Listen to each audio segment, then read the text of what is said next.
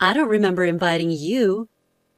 Ah, she must be talking about her bragging party today, showing off her fancy high-rise apartment to everyone. Well, I don't remember being invited either, and I certainly had no desire to go. But she continued to confront me. Did you come for a tour or something? You, who can only afford such cheap and unimpressive clothes for your own daughter? She smirked, looking down on me. Hearing this, I decided to fight back. Is there a reason I shouldn't be here? Yes, this is no place for someone as poor as you. With one sentence, I stopped Jasmine in her tracks. As my words sunk in, her face turned ashen, then quickly flushed with anger. She couldn't believe what I had said and called me a lying bastard, which was rather amusing. My name is Ellen, and I'm a homemaker. I did want to work, but at my husband's request, I decided to focus on our home. But every day is filled with joy as I work hard for my family. My loving husband, our dear daughter, and I lead a life full of love and dedication. This story took place a few years after my daughter was born. She had grown up, and it was time for her to attend preschool. Among several options, my husband and I chose the preschool where we believed our daughter could grow freely. At first, she was a little nervous, but she soon made many friends and enjoyed her days at preschool. I also made new friends, other moms, thanks to our children's friendships. But not all of these connections were pleasant. While most of them were kind, there were a few who always tried to one-up everyone else. The leader of this pack was Jasmine. According to other parents, Jasmine was a homemaker too, but her husband worked at a famous company. She seemed to brag a lot about being the wife of an employee at such a notable firm. Her stories were always about luxurious hotels, trips abroad, or buying designer items. Just recently, I had to listen to her boast about her lunch at a renowned chef's restaurant. While Jasmine seemed to have a few friends among the moms, I didn't want much to do with her. But it seems like we can't always choose who we encounter. On holiday, I took my daughter to the park and unexpectedly ran into Jasmine. "Oh, hello there," she approached me. Jasmine was dressed in an elegant, tight dress with delicate, strappy mules.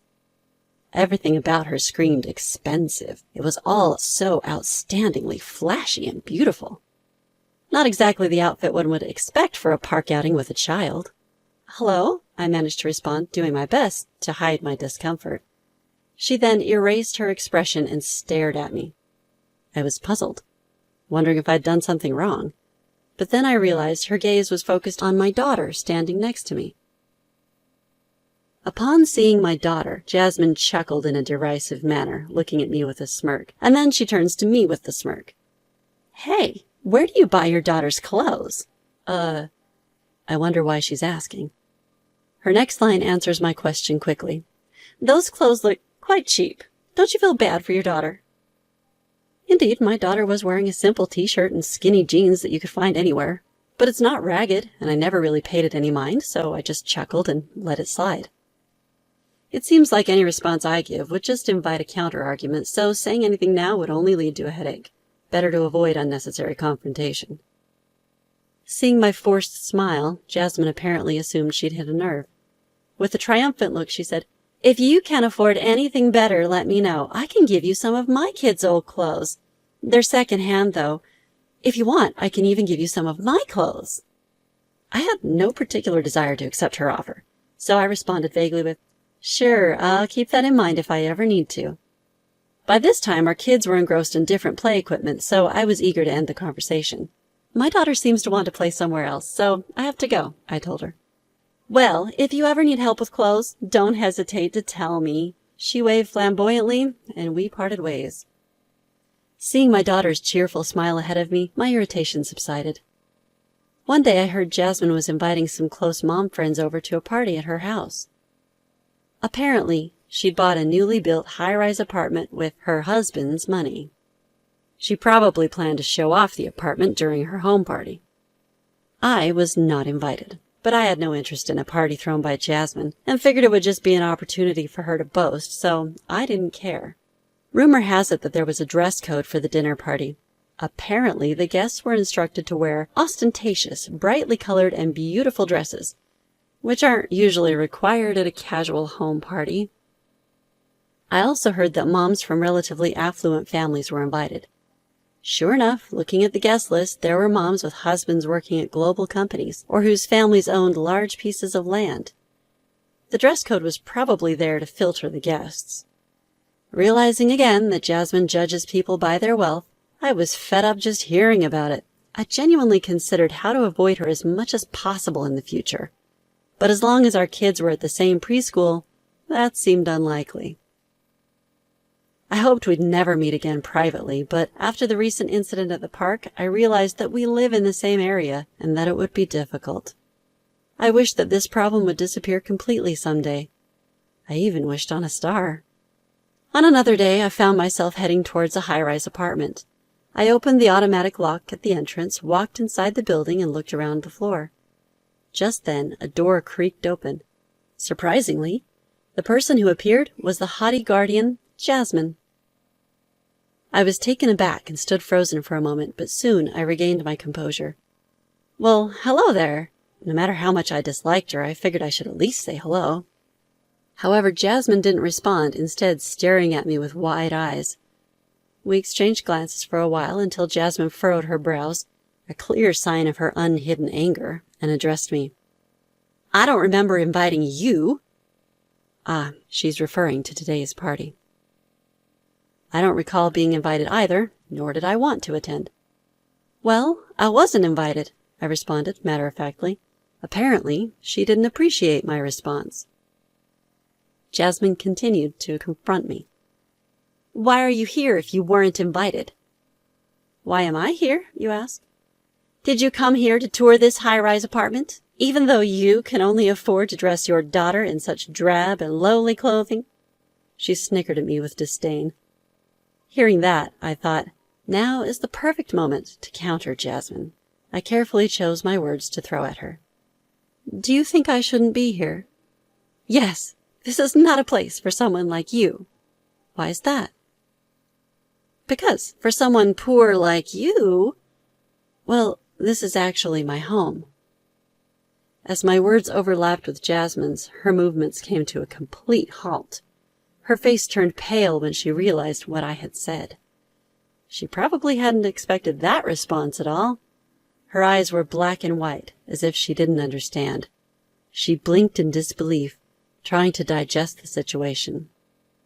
Instantly, Jasmine's face turned red with anger. What do you mean? Explain yourself. Let me clarify for you, then. Actually, my husband is the president of several companies.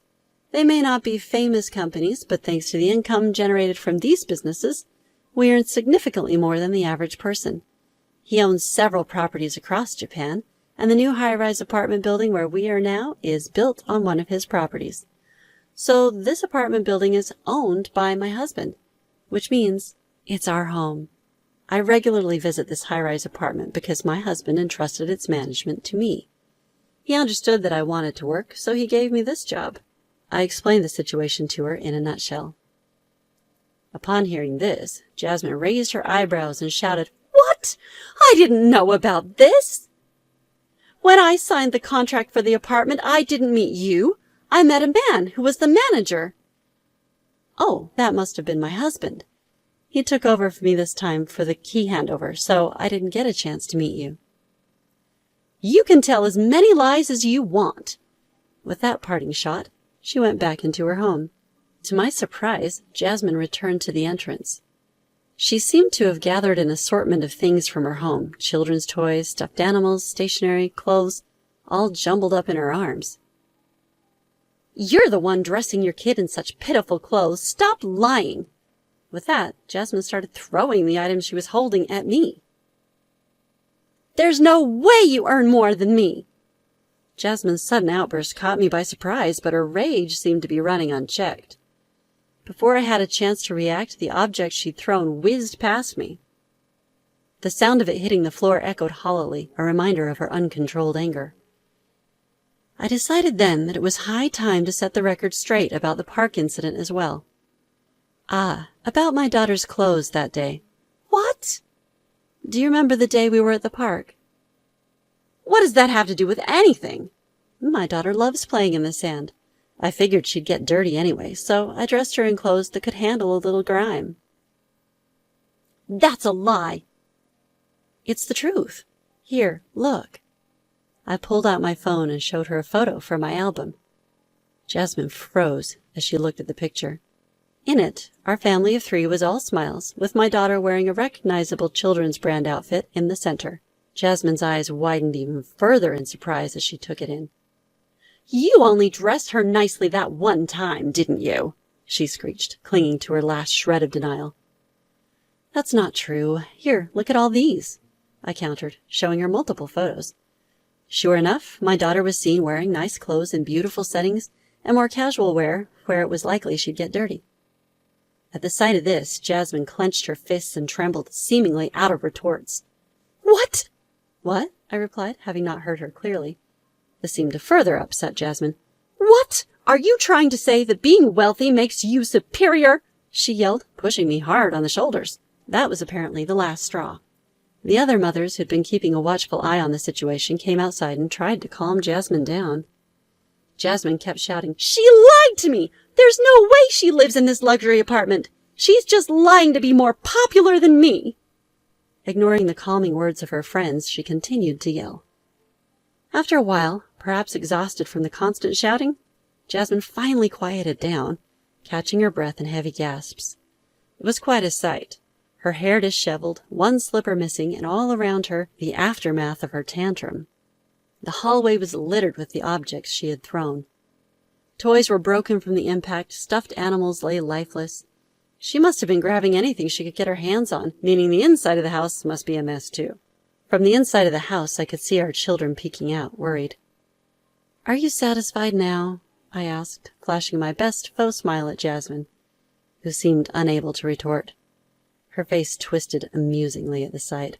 "I hope you enjoy the luxury apartment brag party," I said, gliding past her. "And please, do clean up the mess that you made." From behind me, I heard her shout, "Liar!" It was just bravado, but it did give me a chuckle. As a result of this incident, Jasmine found herself distanced from the other close-knit mothers she knew. It seemed that her usually high-handed behavior had been a point of contention for some time. She even had the gall to make the other mothers clean up her mess. Her outrageous tantrum this time around was the last straw, painting her as an unstable individual in their eyes. The friends Jasmine thought she had amongst the mothers distanced themselves from her, and she found herself isolated in the preschool community. It was a pitiful sight to behold.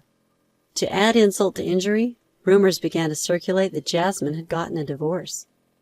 It was said that she was living lavishly off her husband's money, jet-setting on international trips and splurging on designer brands. This issue was the straw that broke the camel's back, as it was said that her spouse's affection and interest in her had already been waning.